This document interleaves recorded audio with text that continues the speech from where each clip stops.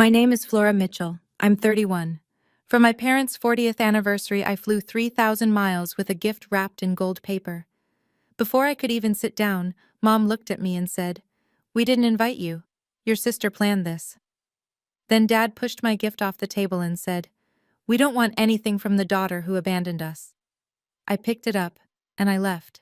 When they found out what was inside, what it cost me, what it meant, and who actually paid for the roof over their heads, they drove 14 hours straight to my front door. Before I take you back to the beginning, if you end up liking this story, please take a moment to like and subscribe, but only if it genuinely stays with you. And tell me in the comments, where are you watching from, and what time is it there? Now, let me take you back 5 years, to the day I found out my parents were about to lose their house. I grew up in Hardin, Ohio. Population 4,000, give or take a few who wandered off and never came back. My father, Gerald Mitchell, fixed pipes for a living. My mother, Judith, worked part-time at the grocery store on Route 31. And my older sister, Vivian, 4 years ahead of me in everything, was the sun the whole house orbited around. I don't say that with bitterness. I say it because it's true. Vivian was loud where I was quiet. She told stories at dinner while I cleared the plates. As she brought home report cards with a speech attached, I brought home the same grades and left them on the counter. Dad would hold up Vivian's and say, "That's my girl." Mine stayed on the counter until Mom filed them away. There was this thing Dad used to say at family barbecues. He'd point his beer at Vivian, then at me, and go, "Vivian got the brains, Flora's Flora." Everyone laughed. I laughed too. I was 8 the first time I heard it. I was 18 the last time. And the joke never changed. Neither did the audience. I went to nursing school, graduated, got a job offer in Denver, Colorado, and packed everything I owned into 2 suitcases and a cardboard box. The morning I left, Dad was fixing a pipe under the kitchen sink. I stood in the doorway and said, "Bye, Dad." He didn't come out from under the sink, just said, "Good, one less mouth." That was June 15th, my birthday. I didn't leave because I stopped loving them. And I left because staying meant disappearing. And I was already halfway gone. For the first year in Denver, I called home every Sunday, 7 p.m., without fail. Mom picked up sometimes. Dad never did. By the second year, the calls went to voicemail more than they didn't. I texted Vivian about it. "They're busy," she wrote back. "Don't take it personally." Then a week later, "You know how Dad is. He thinks you abandoned us." I sent birthday gifts, Christmas packages, and a hand-knit scarf I spent 3 weekends making for Mom. I never heard a word about any of them. When I asked Vivian, she sighed and said, "I think they threw it away without opening it, Flora. I'm sorry." That sentence sat in my chest like a stone. Then one Thanksgiving, Aunt Martha, Mom's younger sister, called me. We were talking about nothing in particular when she said, "By the way, your mom just loves that scarf you sent, wears it every Sunday to church." I went quiet. "Flora? You there?" "Martha?" "Vivian told me they threw it away." Long pause. Then Martha said very carefully, "That's not what happened." I didn't push her, not that day. But something shifted inside me. A crack in the story I'd been told, just wide enough to see light through. I started paying closer attention to the things Vivian said versus the things that were actually true, and the gap between them kept getting wider. I didn't have proof of anything yet, just a feeling. It's the kind you get when someone's been rearranging the furniture in your life and telling you it was always that way. "Flora, they just don't think about you that much," Vivian had said once. "I'm sorry." She said, "I'm sorry" a lot. It never sounded like she meant it. The call came on a Tuesday, March, 5 years ago. I was 26, pulling a double shift in the ICU, when my phone buzzed with Aunt Martha's name. Her voice was tight. "Honey, I need to tell you something. Your parents are 3 months behind on the mortgage. The bank sent a final notice." I leaned against the hallway wall. "How bad is it?" "Bad enough that they could lose the house by summer." "Does Vivian know?" "Vivian told them she'd handle it." Pause. "But I haven't seen any payments go through, and your father won't talk about it. You know how he is." That night, I sat in my apartment and stared at the wall for an hour. Then I called the bank, First National in Hardin. I asked to speak to whoever managed residential mortgages. They transferred me to a man named Dave Keller, branch manager. Calm voice, patient. I explained who I was, asked about the account status. He confirmed. 3 months overdue, foreclosure process starting. Then he said something that stopped me cold. Actually, someone else called last week claiming to be a family member, said they'd take care of it. He paused. But they never followed up with any payment. I knew exactly who that was. Vivian had called, made the promise, and never sent a dime. That was the first time I realized my sister wasn't just careless. She was calculating. I told Dave I wanted to set up automatic payments from my account, monthly, anonymous. Don't tell anyone the payments are coming from me, I said. Not my parents, not my sister, no one. He agreed, and I called Martha and said 5 words. Don't tell anyone, especially Vivian. $2,300 a month. That's what invisible love looks like. I was making decent money as a charge nurse at a hospital in Denver. Decent, not rich. After rent, groceries, student loans, and the new mortgage payment, I had about $200 left each month for everything else. So I made choices. No vacations, no dinners out. I bought clothes from Goodwill and furniture from estate sales. When my car needed new tires, I picked the cheapest ones and drove slow in the rain. Tommy Reed, my boyfriend, a carpenter with steady hands and a quiet way of seeing things, figured out what I was doing within 3 months. I didn't tell him. He just noticed I stopped buying coffee on the way to work, and then he noticed the spreadsheet on my laptop, and then he sat down on the bed and said, "It's the house, isn't it?" I nodded. He didn't say I was crazy. He didn't say I should stop. He said, "Okay, I'll fix the porch railing myself so we don't have to hire anyone." That was Tommy. No speeches, just lumber and a level. For 5 years, I worked extra shifts. I picked up holidays, weekends, overnights. I didn't complain.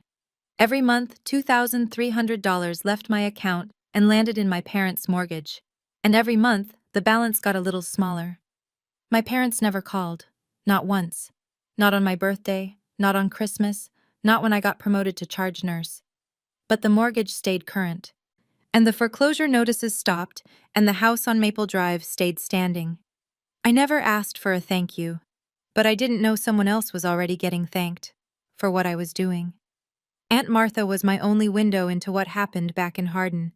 She'd call me every few weeks, careful not to say too much, careful not to say too little. But one evening, about 2 years in, her voice sounded different, harder. "I need to tell you something," she said, "and you're not going to like it." Vivian had told my parents she was the one paying the mortgage. Not helping, not contributing, paying, the whole thing. According to Martha, Dad stood up at Thanksgiving dinner, the table full of cousins, uncles, neighbors, and raised his glass. "To Vivian," he said, "the only one who actually cares about this family." Everyone clapped. Mom cried. Vivian smiled and said, "It's nothing, Dad. You'd do the same for me." It wasn't nothing. It was $2,300 a month that came from my checking account in Denver, every penny of it mine, and my sister was sitting in my parents' dining room, soaking up the credit like sunlight, but it got worse. Martha told me that Vivian used this new status, this borrowed hero badge, to convince Dad to put her name on their bank accounts, to let her manage the family finances. She even got added to the insurance paperwork, all with Dad's grateful blessing. She's positioning herself," Martha said flatly, "and your parents are handing her the keys." I felt sick, but I didn't call them. I didn't expose her. I told myself, as long as the house is safe, it doesn't matter who gets the credit. Then Martha said the thing that cracked me open. "Your father told your cousin Bobby last week, exact words, 'I raised one good daughter and one stranger.'" I hung up, and I didn't call anyone for 3 days. Then the holidays stopped, including me around year 3. Thanksgiving. "Mom's not feeling well," Vivian texted. "Better if you don't come this year." Christmas. "Dad doesn't want any drama. Maybe just call." Easter. Nothing. No text, no call, just silence. But through Martha, I knew the truth. The house was full every holiday. Cousins drove in from Columbus. Uncle Ray brought his famous pie. The neighbors came for dessert. Everyone was there. Everyone except me. Vivian had built a wall around my family and put herself at the gate. And nobody questioned it because, as far as they knew, she was the one keeping the roof over their heads. Meanwhile, I kept paying. Every single month. The balance went from 140,000 down to 80. Then 60. Then 40.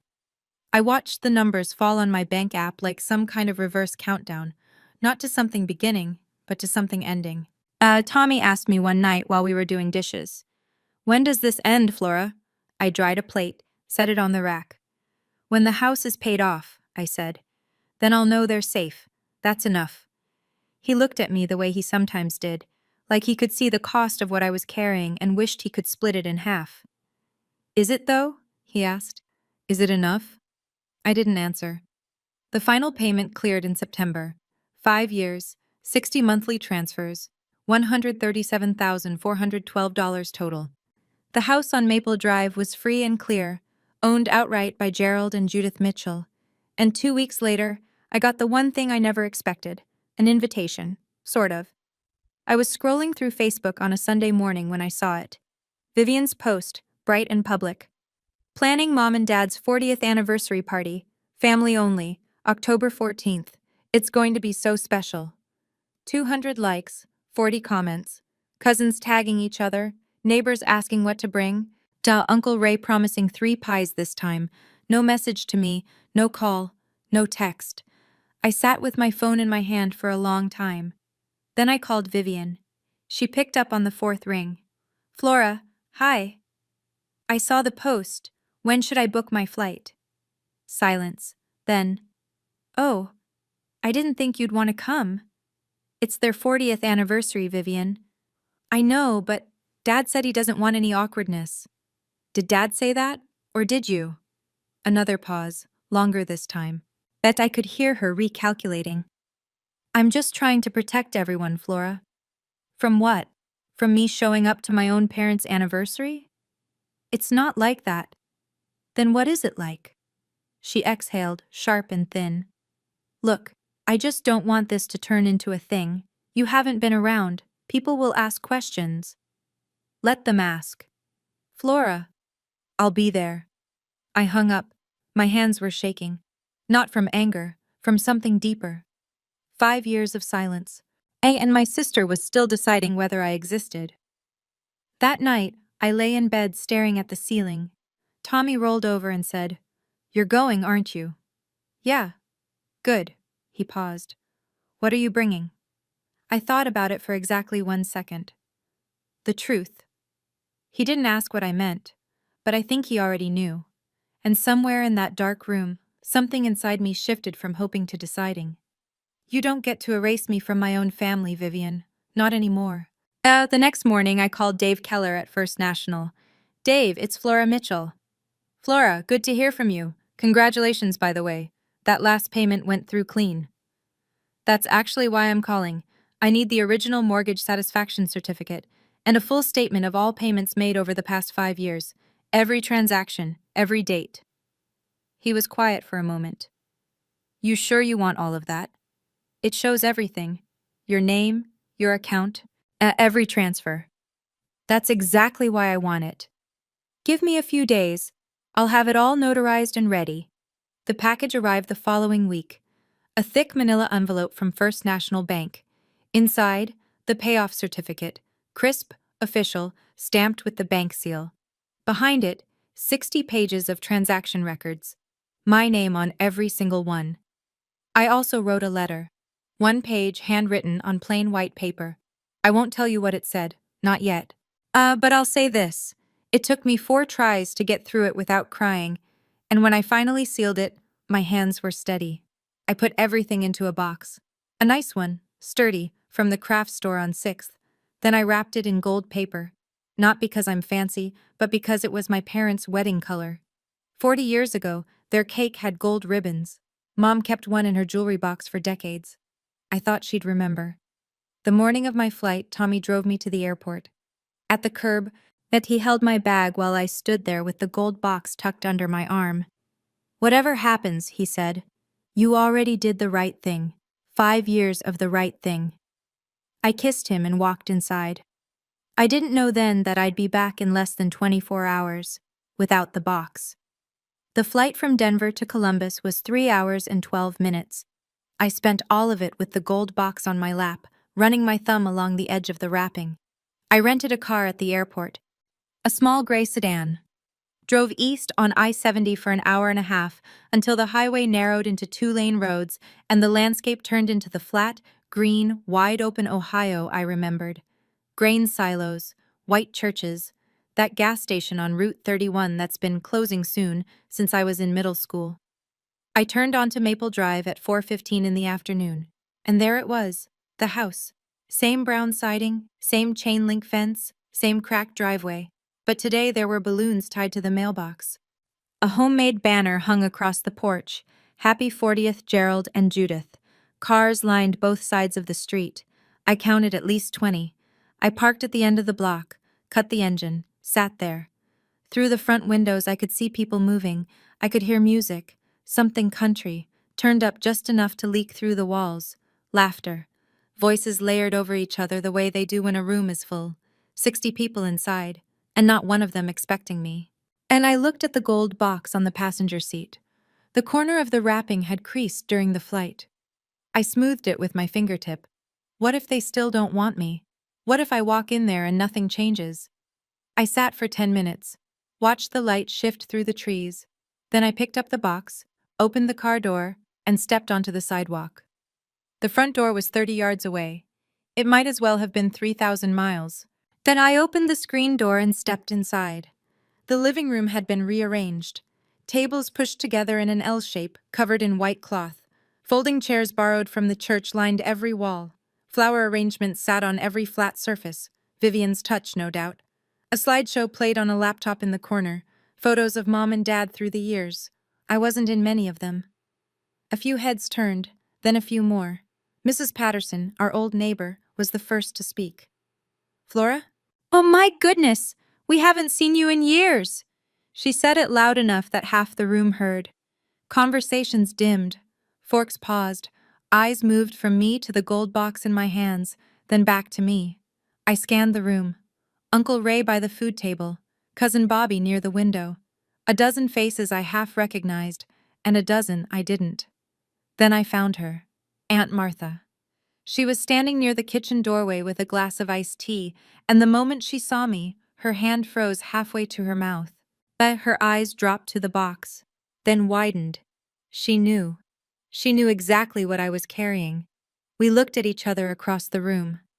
5 years of secret keeping passed between us in a single glance. I could see the question on her face. "Are you sure?" I gave a small nod. Martha set her glass down and pressed her lips together. Then she nodded back. Just once. Firm. Behind me, the screen door creaked shut. In front of me, the murmur of the room rebuilt itself. Quieter now, but with a new frequency underneath, the low hum of something unexpected. People were watching, and I hadn't even said a word yet. Vivian was mid-sentence when she saw me. She'd been standing at the head of the table with a champagne glass, giving what sounded like the tail end of a toast. "And I'm so grateful I could give back to you both, especially with the house. Everything I've done, I did out of love." Applause, a few raised glasses, and Dad nodded from his chair like a king receiving tribute. Then Vivian's eyes drifted past the crowd and landed on me. The change was instant, not dramatic. She was too practiced for that. Just a flicker, a tightening around the mouth. Then the smile came back, wider, warmer, like she'd rehearsed it in a mirror. She set down her glass and walked toward me, every step measured. When she got close, she leaned in, not a hug, just close enough to whisper, "What are you doing here?" I told you Dad doesn't want you here." "I came to give Mom and Dad their gift," I said. My voice was even. My hands were not. Vivian glanced at the gold box. "What is that? Some last-minute thing from the airport gift shop?" I didn't answer. She stepped closer. "You should go, before Dad sees you." But it was too late. Across the room, Dad had turned in his chair, and Mom, sitting beside him, was already staring. In that moment, And I remembered something Dave Keller had said when he handed me the documents. Miss Mitchell, this is one of the most selfless things I've seen in 20 years at this bank. Your parents are lucky. Lucky. Standing in that living room, watching my sister block my path and my father's jaw tighten at the sight of me. Lucky felt like a word from someone else's language. But I kept walking. Mom saw me before Dad said anything. She was sitting to his left in a padded folding chair, her hands resting on a paper napkin she'd folded into a tiny square. When our eyes met, something moved across her face. Surprise, maybe relief, maybe guilt. I couldn't tell. It was there for half a second, then gone. The room was getting quieter. People were watching now, the way people watch when they can feel something coming but don't know what. Flora. Mom's voice was small. We didn't invite you. Your sister planned this. 60 people heard it. And I know because I could feel every single pair of eyes land on me at once. The silence wasn't empty. It was thick. It pressed against my skin. I know, I said. I came anyway. I have something for you and Dad. Mom looked at Dad. Dad looked at me. I don't know what I expected to see on his face. Surprise, maybe. Curiosity. Something human. What I got was stone. His mouth set in a flat line, his eyes narrow, and his arms folded across the front of his pressed Sunday shirt, like a gate swinging shut. He didn't say anything yet, but his body said everything. Behind me, I could feel Vivian moving closer. Beside me, the quiet hum of 60 people deciding whether to look away or lean in.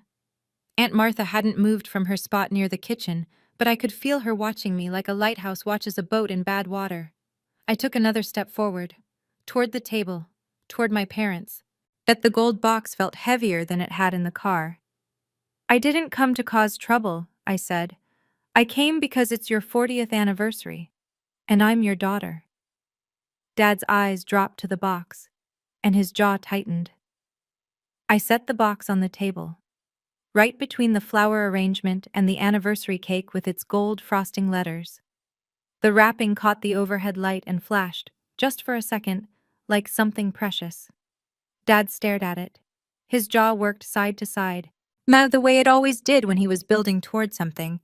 Then he reached out and pushed it, not gently, not a nudge, a flat-palmed shove that sent the box sliding across the tablecloth and off the edge.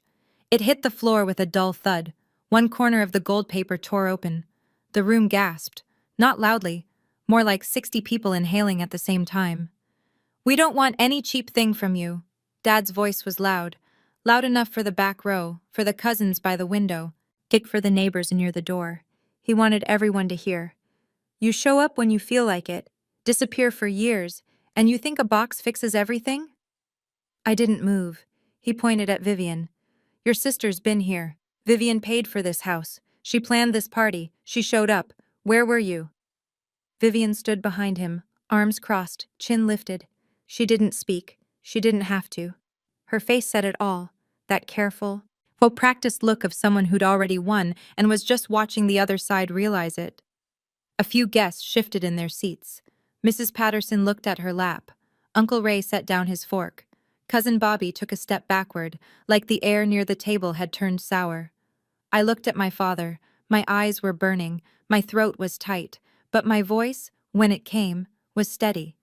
And I knew exactly what I was going to do. I bent down and picked up the box. The torn corner of the gold paper hung loose. I smoothed it back into place with my thumb, carefully, the way you'd fix a child's bandage. I took my time. The whole room watched.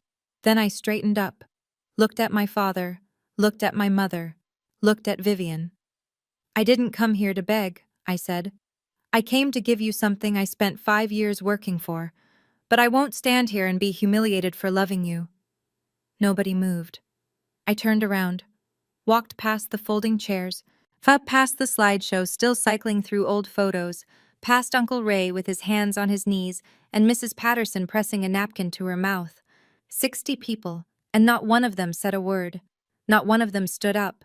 The only sound was my shoes on the hardwood and the low country song still playing from the speaker in the corner like it hadn't gotten the memo. Aunt Martha was standing near the front door, When I reached her, she caught my arm. Not hard, just enough to stop me. As she looked at the box, then at me. Her eyes were full and fierce. "Leave it with me," she whispered. "Trust me." I hesitated. Everything in me wanted to take it home, shove it in a closet, and never think about Hardin, Ohio again. But Martha's hand was steady, and her eyes said what her mouth didn't. "I've been quiet long enough." I placed the gold box in her hands. Then I walked out the front door, down the porch steps, and into the October air. I didn't look back. But I heard it. My mother saying my name. Just once. Very softly. And then nothing. Driving away from that street, I kept asking myself, why did I keep hoping? 5 years I'd paid their mortgage, and what did I get? A box shoved off a table and a door closed behind me.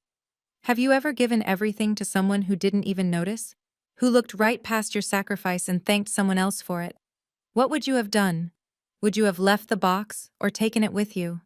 Tell me in the comments. I really want to know. I was already on the highway when it started. I didn't see it happen, but Martha told me every detail later, and she's not a woman who exaggerates. If anything, she undersells. So when she told me what went down in that living room after I left, I believed every word. Here's what happened. The party tried to recover. Vivian clapped her hands and said, "Okay, everyone, let's not let this ruin Mom and Dad's night." Who wants cake?" A few people murmured. Someone picked up a fork. The music kept playing. But Martha didn't move. She stood near the door, holding my gold box, watching the room try to paste itself back together. She told me later she felt like she was holding a grenade with the pin already out. 5 years of someone else's lie, sitting right there in her hands. She walked to the center of the room. "Before anyone touches that cake," she said loud and clear, "there's something you all need to see." Gerald's head snapped up. "Martha, stay out of this." "No." Martha set the box on the table, the same table Dad had pushed it off of 2 minutes ago. "I've stayed out of it for 5 years. That ends tonight." Vivian moved fast. "Aunt Martha, this isn't the time." "Oh, this is exactly the time, Vivian." The room went absolutely still. Not quiet. Still. Like the air itself had stopped moving. Martha opened the box. Inside, in the manila envelope from First National Bank. The letter, sealed in its white envelope. Everything Flora had carried 3,000 miles to give her parents.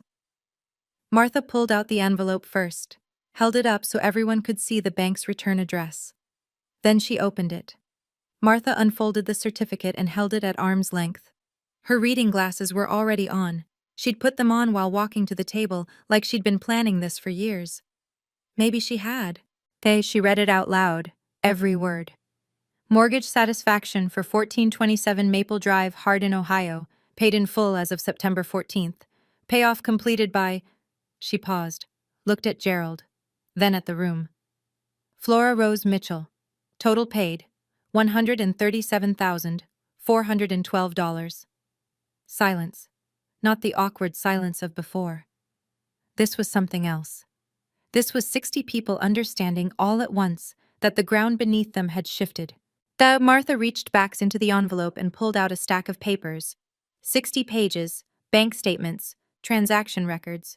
She held them up and fanned through them slowly. 5 years of payments, she said. $2,300 every month, from Flora's account in Denver. Her name, her money, every single line. Someone in the back row whispered, "Oh my God." I'm told Mrs. Patterson covered her mouth with both hands. Uncle Ray pushed his chair back from the table. Yet Cousin Bobby just stood there staring at Vivian. Gerald didn't move. His hand, the same hand that had shoved the box off the table, was gripping the edge of his chair, shaking. Mom pressed both palms flat against her face. Her shoulders started to move before any sound came out. Then the sound came, and it was the kind of crying that doesn't care who hears it. Martha lowered the papers. She looked directly at Gerald. "This is what was inside that cheap thing you just threw on the floor. The 5 years, $137,000, from the daughter you said didn't care." Nobody breathed. Gerald turned to Vivian. His face was something I wish I could have seen. Martha described it as a man watching his own house catch fire, every line, every crease, rearranging itself around a new understanding. You told me you were paying the mortgage. His voice was flat, dangerously flat. Vivian's face had gone white. Not pink, not flushed, white. It's like someone had pulled a plug somewhere behind her eyes. I helped, she said. I contributed. Martha didn't flinch. Really? Because Dave Keller at First National confirmed that every payment, every single one, came from one account. Flora's. Not a dollar from you, Vivian. She paused. Not one. That's not. I meant I helped in other ways. A voice from the back. Aunt Donna, Gerald's sister, 70 years old and sharp as a kitchen knife. In what way? Exactly? Vivian opened her mouth, closed it, opened it again. Nothing came out. The room turned. You could feel it, like a tide reversing. The people who'd been nodding along to Vivian's toast 10 minutes ago were now staring at her, the way you stare at someone you've just realized you don't know at all. Uncle Ray shook his head slowly. Mrs. Patterson wouldn't even look in Vivian's direction. Cousin Bobby crossed his arms and leaned against the windowsill, his jaw tight. As Vivian took a step backward, then another. No one moved toward her. No one defended her. The silence around her was total. Gerald was still gripping the chair, but he wasn't looking at Vivian anymore. He was looking at the front door. The door Flora had walked through. The door he hadn't stopped her from reaching. The bank statement doesn't twist, Vivian. That was Martha. Quiet now, almost gentle. Almost. Martha reached into the box one more time. There's one more thing, she said. At the white envelope, my handwriting on the front, Mom and Dad. Martha looked at Gerald. Do you want to read this yourself, or do you want me to? Gerald didn't answer. His hands were shaking too badly to hold paper. Mom was still crying. The quiet kind now, the kind that comes after the loud kind runs out of air. Martha opened the letter. She read it slowly. Not all of it. She told me later she couldn't get through the whole thing without her voice breaking. So she gave them the parts that mattered most. Mom and Dad, I know you think I left because I didn't care, but I left so I could take care of you from where I was strong enough to. This house is yours. It always was. I just made sure nobody could take it away. Martha paused, steadied herself. I love you. I always have, even when you didn't see me. She folded the letter and set it on the table in front of Gerald. The room was wrecked. There's no other word for it. The older women were wiping their eyes with napkins. Uncle Ray had his head bowed. Two of the neighbors quietly headed for the door, not out of disrespect, but because they knew this wasn't their moment anymore. Mom reached across the table and pressed her fingers against the letter like she was touching Flora's face. Gerald sat there with his elbows on his knees and his head in his hands. 64 years old, and the man looked like he'd aged a decade in 5 minutes. Vivian was gone. At some time during the letter, she'd taken her purse and slipped out the back door without a word. Nobody noticed. Gerald pulled out his phone before Martha even finished putting the letter down. He dialed my number. I was merging onto I-70 West, the gold evening light cutting through the windshield, and I saw his name flash on the screen. I stared at it until it went to voicemail. He called again. Voicemail. Mom took the phone from him, dialed me herself. I watched her name appear. Judith Mitchell. I hadn't seen that on my screen in 3 years. Voicemail. Back in the living room, Martha told me this part. Gerald set the phone on the table and just stared at it, like he was waiting for it to ring itself, like technology might fix what he'd broken with his own hands. Martha said, She's probably on her way to the airport. She flew 3,000 miles for you, Gerald, and you didn't even let her sit down. He didn't respond. The guests began to leave. One by one, and then in groups, they gathered their coats and plates and murmured things like, beautiful party, that no one believed. The cake sat untouched. The banner still hung across the porch. Happy 40th. Old Mr. Holloway, the neighbor who'd lived across the street since before I was born, stopped at the door on his way out. He put his hand on Gerald's shoulder. You know, Gerald, he said, I always thought Flora was the quiet one. Turns out quiet doesn't mean gone. Gerald didn't look up. After everyone left, it was just Gerald and Judith at the table. Paper plates, cold food, a banner swaying in the draft from the screen door, and a letter from a daughter they hadn't spoken to in years, sitting open on the table between them. Martha told me they sat at that table for 3 hours. Judith didn't move the letter. She kept her hand on it like an anchor. Gerald read the bank statements, all 60 pages, one by one, running his finger down the columns of numbers. Every month. Every amount. My name, repeated 60 times like a heartbeat he'd been too deaf to hear. Around 11 o'clock, Martha went home. She'd offered to stay, but Gerald waved her off without looking up. Go, Martha. We need to sit with this. At midnight, Gerald finally spoke. I pushed it off the table, Judy. Judith looked at him. I pushed my own daughter's heart off the table. His voice cracked on the word heart. Martha told me later that she'd called Judith the next morning. And Judith said it was the first time in 40 years of marriage she'd heard Gerald Mitchell cry. Not tear up, cry. Judith put her hand over his. Then we drive, she said. It's 14 hours. Then we leave now. Gerald looked at her. Something passed between them. Not words, not even a decision. More like a surrender. The kind that happens when you finally stop fighting the thing you already know is true. At 3 a.m, Gerald backed his pickup out of the driveway. And Judith climbed in with a thermos of coffee and the gold box, rewrapped by Martha before she left. They pulled onto Route 31 heading west. Didn't call ahead, didn't text, just drove. The odometer turned over mile after mile in the dark. Ohio, Indiana, Illinois, Nebraska, Wyoming, Utah, Colorado. 14 hours. At that exact moment, I was 30,000 feet in the air, flying home, staring at the empty seat next to me where a gold-wrapped box used to be. As Tommy was waiting at Denver International when I walked out of the terminal. He didn't ask how it went. He could see it on my face.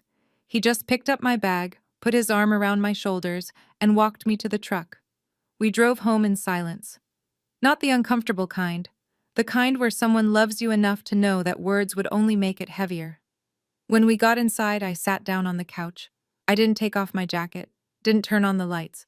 It just sat there in the dark living room while Tommy locked the front door and put the kettle on. Then it hit me. Not slowly, not like a wave building, like a wall falling. I pressed my face into the throw pillow and cried in a way I hadn't cried since I was a child. Loud, graceless, shaking. Tommy sat beside me. He put his hand on my back and he didn't say a word. Not, it's okay, not, they don't deserve you, not any of the things people say when they don't know what else to offer. He just stayed. After a long time, I sat up, wiped my face with my sleeve, turned off my phone. I didn't want to hear from anyone in Ohio. Not tonight, not yet. The next morning, I did what I always do. Got up at 5, made coffee, sat on the front porch in my bathrobe with the mug warm in my hands, watching the Denver sky lighten from black to gray to blue. Was I wrong to go? Was I wrong to hope? I kept turning it over, like a stone in my pocket I couldn't stop touching. And at exactly 6:07 a.m., I heard a car pull up. I didn't recognize the truck at first. A dusty white pickup, road grime on the fenders, Ohio plates. It parked crooked against the curb, like whoever was driving had stopped in a hurry. The engine ticked in the morning quiet. Then the driver's door opened, and my father stepped out. Gerald Mitchell, 64 years old, rumpled flannel shirt, same one from the party, eyes red-rimmed. Hair pushed to one side from 14 hours of leaning against a headrest. He looked like he'd aged 5 years overnight. Mom came around from the passenger side. She was holding the gold box, rewrapped, the torn corner patched with fresh tape. She clutched it against her chest like it might fly away. They stood at the end of my walkway, 20 feet of concrete between us. Dad didn't move. He just stood there, his hands at his sides, his mouth working like he was chewing on something that wouldn't go down. 14 hours of driving, and he still didn't know what to say first. I stayed on the porch, coffee in hand, bathrobe, bare feet on cold wood. We looked at each other. The neighborhood was waking up. A dog barked somewhere. A sprinkler hissed on 2 doors down. The whole ordinary world kept moving around us while we stood still. Then my father spoke. His voice was hoarse, stripped down to nothing. I'm sorry, Flora. 3 words, 7 letters, and they were the 3 words I'd waited my entire life to hear from that man. He swallowed, tried again. I pushed away the only person who was actually holding us up. I didn't run to him. I didn't collapse. I stood on my porch with my coffee getting cold, and I let those words land where they needed to land. Mom broke first. She came up the walkway with the box still pressed against her, tears already falling, and stopped at the bottom of the porch steps. She didn't try to come up. She waited. I knew. Her voice was barely there. Deep down, I knew Vivian wasn't telling the truth. I saw things that didn't add up, and I told myself it wasn't my place to question. But I was scared. Scared of your father, scared of losing Vivian, scared of everything. She looked up at me. I let him push your gift off the table, Flora, in front of everyone, and I just sat there. I know. Mom. I'll never forgive myself for that. I looked at her for a long time, at the box in her arms, at the tape on the corner, at the dark circles under her eyes. Then I stepped aside and held the door open. Come in, I said. Both of you. It wasn't warm. I want to be honest about that. I didn't fall into anyone's arms. I made tea. I set out mugs. I moved through my own kitchen with the steady efficiency of a woman who's spent 5 years taking care of people without being thanked for it. And then I let that rhythm carry me because it was the only thing keeping my hands from shaking. Tommy came out of the bedroom, said a quiet hello, shook Gerald's hand, and disappeared into the garage. He knew this wasn't his conversation. We sat at my kitchen table, the $4 estate sale table I'd eaten 1,000 quiet dinners at, and I said the thing I'd carried even longer than the mortgage. I love you, but I won't go back to being invisible. Mom nodded, fast and broken. And Dad just looked at his hands. I'm glad you came, I said, but showing up once doesn't erase 5 years of silence. Dad nodded. He didn't argue, didn't explain, didn't tell me I was being unfair. That, more than the apology, told me something had actually shifted. Over the next hour, they told me what happened after I left the party. The news traveled the way news always does in a small town, fast and without mercy. By Sunday morning, and half of Hardin knew that Vivian Mitchell had lied about paying her parents' mortgage. By Monday, the other half knew. The church prayer group, the grocery store, the diner on Main where Dad had coffee every morning. People didn't confront Vivian directly. They didn't have to. They just stopped calling, stopped waving, stopped saving her a seat. In a town of 4,000, silence is its own verdict. Gerald told me he'd removed Vivian's name from every joint account. Went to the bank that Tuesday, sat across from Dave Keller, who handled it without a single "I told you so," and signed the papers himself. She had access to things she shouldn't have, Dad said quietly. That's on me. They also hired a local attorney to audit everything Vivian had touched. It was precautionary, Dad said, but the look on his face told me he was afraid of what they'd find. Vivian, for her part, sent a group text to the whole family 3 days after the party. A long, winding message about how Martha had manipulated the situation and turned everyone against her. She called herself the real victim. Nobody replied. Martha sent me a screenshot and a single line. The whole town's talking, not about the money, about the kind of person you are. I read it twice. Then I put my phone down and went back to work. Before they left, I sat them down one more time. The tea was cold by then. The morning sun had moved across the kitchen floor and reached the far wall. We'd been talking for 3 hours, and most of it had been them talking. I'd listened. Now it was my turn. If we're going to rebuild this, I said, I need a few things. Dad straightened in his chair. Mom folded her hands. I need you to call me, not just when something goes wrong, regularly. I need to hear from you because you want to, not because you feel guilty. Dad nodded. I need you to stop letting one person decide who's in this family and who's not. That goes for Vivian, and it goes for anyone else. Another nod. And I need you to never, ever let anyone speak for me again. If you want to know how I feel, ask me. Not my sister, not a neighbor, me. The kitchen was quiet. The refrigerator hummed. Somewhere outside, Tommy's saw started up in the garage, a faint buzz through the wall. Dad cleared his throat. Can I? He stopped, started again. Can I hug you? I looked at him for a long time. This man who'd called me one less mouth, who'd pushed my gift off a table in front of 60 people, who'd driven 14 hours through the night with red eyes and a cracked voice to stand in my driveway and say 3 words. I stood up, walked around the table, and let him hold me. It wasn't forgiveness yet. I want to be clear about that. It was a door I chose to leave open, and there's a difference. I don't need you to make up for the past, I said into his shoulder. I need you to show up for the future. He held on tighter. That was 3 months ago. Dad calls every Sunday now. 7 p.m., without fail. Sometimes we talk for an hour. Sometimes it's 10 minutes about the weather and what Tommy's building in the garage. But he calls, every week. He hasn't missed one. Mom sends handwritten cards. And not long letters, just little notes on the floral stationery she's used since I was a kid. Thinking of you. Saw a cardinal today and remembered you loved them. Small things, real things. They flew to Denver for Christmas.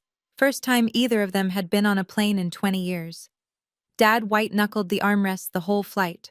Mom brought homemade cookies packed in 3 layers of bubble wrap. We ate dinner at my $4 estate sale table, and nobody mentioned the empty chair where Vivian might have sat. Vivian. People ask about her. I didn't cut her off. That's not what this is.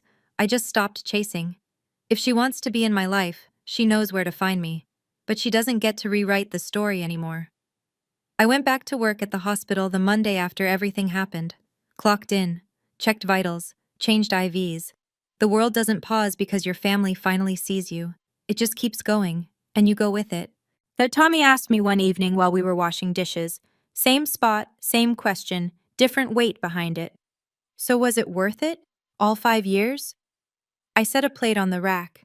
Same rack, same plate, same life, but different. Every single month. I'm not telling you to pay off someone's mortgage to earn their love. That's not the lesson. The lesson is simpler. Don't let anyone convince you that your kindness makes you weak. And don't ever let anyone else narrate your story. And I didn't win my parents back with money. I won them back by refusing to disappear. When I tell this story, I still wonder, should I have told the truth sooner? If I'd called my parents 5 years ago and said, "It's me, I'm the one paying your mortgage," maybe none of this would have happened.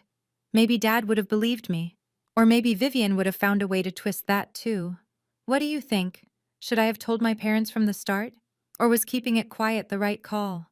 I've gone back and forth on this 100 times and I still don't have a clean answer. Let me know in the comments.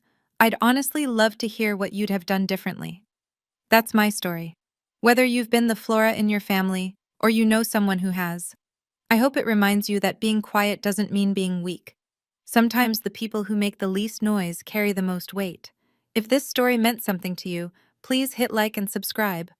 And if you want another story about someone who refused to be underestimated, check the link in the description. I picked it just for you. Thank you for staying with me all the way through. I'll see you in the next one.